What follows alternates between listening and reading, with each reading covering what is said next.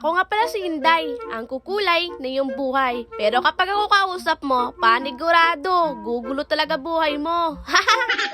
Ngayong araw nga pala yung last day namin dito sa Thailand at ngayong araw din yung uwi namin sa Pilipinas. Kaya ayan, gumagayag na ako dito ng mga gamit ko at share ko lang din sa inyo mga ka-Inday. Bago nga pala kami pumunta dito sa Thailand ay may dinadala nga pala akong mga dilata. At baka sakaling hindi ko magustuhan yung mga pagkain dito sa Thailand kaya yun na yung kakainin ko. Pero nagkakamali ako kasi masarap naman pala yung mga pagkain dito. Kaya ang ginawa ko, iniwan ko na lang yung mga dilata dito sa room ko at baka kasi may papasok dito na Thailander mamaya at magdilinis, may makikita siyang dilata dito. O diba, napakaswerte na niya, may pagkain na siyang made in Pilipinas.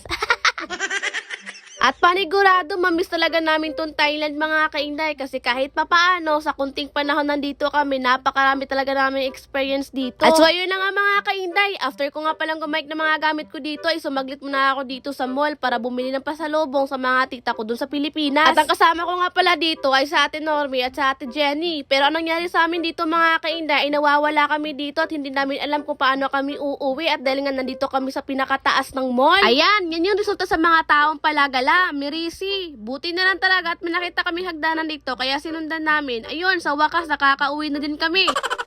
So ayun mga ka-Inday, fast forward, nasa biyahe na nga pala kami dito papunta ng airport. Wala pa nga isang oras yung biyahe namin dito, ay nakarating na din kami sa airport. At ayan na nga si ate, binababa na nga dito yung mga maleta namin. Pero bilib talaga ako kay ate, oo, sobrang liit ni ate na yan. Pero kaya niyang buhatin yung mga malalaking maleta namin. Papasok na din pala kami dito sa entrance ng airport mga ka-Inday. At sabi ko pa talaga dito sa sarili ko na ayaw ko pa talaga umuwi ng Pilipinas. Kasi gusto ko munang sulitin yung panahon na nandito pa ako sa Thailand. Pero kasi hindi natin pwede bawiin na, kaya kailangan na natin umuwi talaga, day. Hindi na ba talaga mapipigilan, day? O wala na ba talagang pipigil sa akin dito? Uuwi na talaga ako ng Pilipinas. Ano? O sige, uwi na lang ako ng Pilipinas. Wala man din ako nahanap na Thailander dito. Bawi na lang tayo next life, day. At yun na nga mga ka-Inday, sa napapansin nyo, nakakasama ko naman ulit dito sa ate Normie at sa ate Jenny at hindi yung mga ating bugok kasi nga nawawala na ako dito dahil nga nahuli ako dito sa kanila sa immigration dahil sa sobrang haba talaga ng pila, day. Kaya kumakain muna ako saglit dito sa may gilid kasi nagugutom na talaga ako sa kakahanap sa kanila. Hahanapin ko na lang sila mamaya pagkatapos kong kumain. Nakakagutom pala maghanap sa mga taong hindi mo mahanap, no?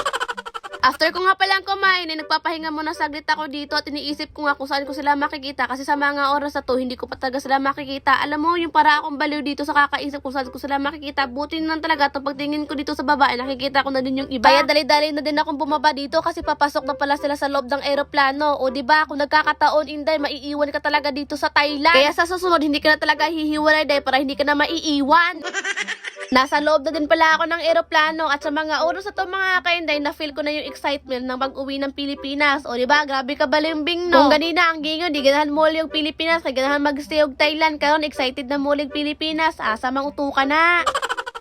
Kapag biyaheng eroplano talaga mga ka-Inday, hindi talaga ako makakatulog niyan. Hindi ko alam kung bakit. After 3 hours nga ng biyahe namin dito mga ka-Inday, sa wakas, nasa Pilipinas na din kami. O diba, excited na excited ang kupalo. Pero ganina, di ganahan muli. At yun na nga mga ka-Inday, inaantay na lang pala namin dito yung mga bagahe namin. Pero yung totoo talaga mga ka-Inday, sorry kung hindi ko agad inamin sa inyo. Pag uwi ko nga pala galing Thailand, may bitbit na din pala akong Thailander. Hoy! Bakit ba kasi ako iniwan? Maudyo bito niya ako nadagit sa Thailand, day. Hoy! Kung kinsa man galing tawhanan ni pasensya na hawa, bito dyo ko kailan ni day.